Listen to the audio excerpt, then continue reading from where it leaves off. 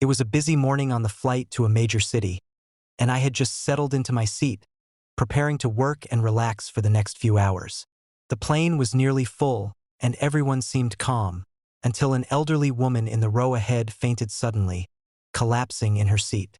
The cabin erupted in panic, flight attendants scrambled, and the pilot called for an emergency medical landing.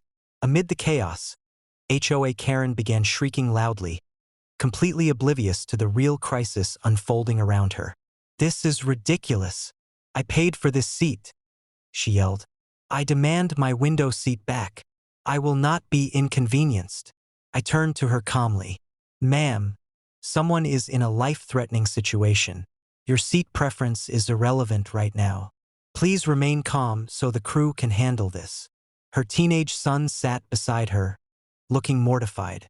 "Mom, maybe you should stop." "Quiet," she snapped.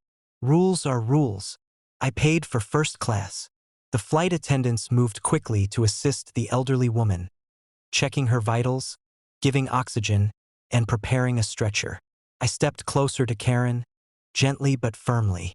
"Ma'am, your behavior is not appropriate.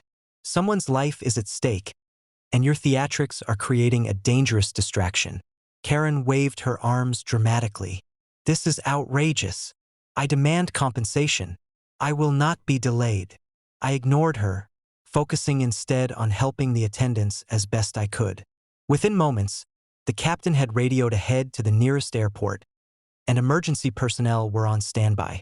Karen continued to scream about fines, compensation, and first-class privileges, clearly expecting the crew to indulge her tantrum. Lisa, seated nearby, leaned in and whispered, "Entitlement may be loud, but it carries no weight when real authority and emergency procedures are in play." Karen huffed and stomped her feet, refusing to sit down. "This is unacceptable. I have rights." The flight attendants remained professional and calm. "Ma'am, this is a medical emergency. You must comply with instructions for the safety of everyone on board." Her son muttered again, "Mom, I think this is serious." By the time the plane began its emergency descent, Karen was still fuming, waving her arms and muttering threats. The elderly woman had been stabilized and was being carefully transferred to paramedics upon landing.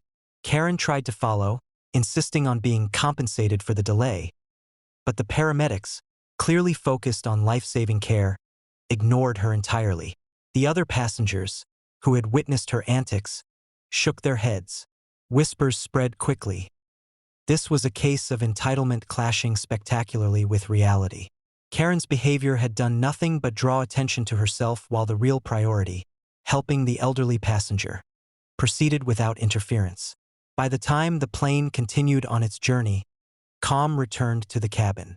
Karen slumped into her seat, muttering about inconvenience, fines, and missing her window seat.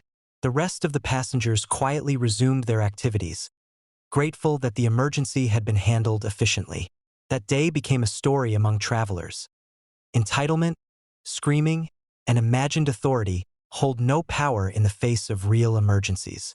Karen had tried to assert control over a situation far beyond her influence, only to be embarrassed and powerless. By the end of the flight, the elderly woman was safe, the crew had regained order, and Karen's reputation had suffered another serious blow. The lesson was unmistakable. Audacity and entitlement may be loud, but authority, preparation, and the real rules of life always prevail.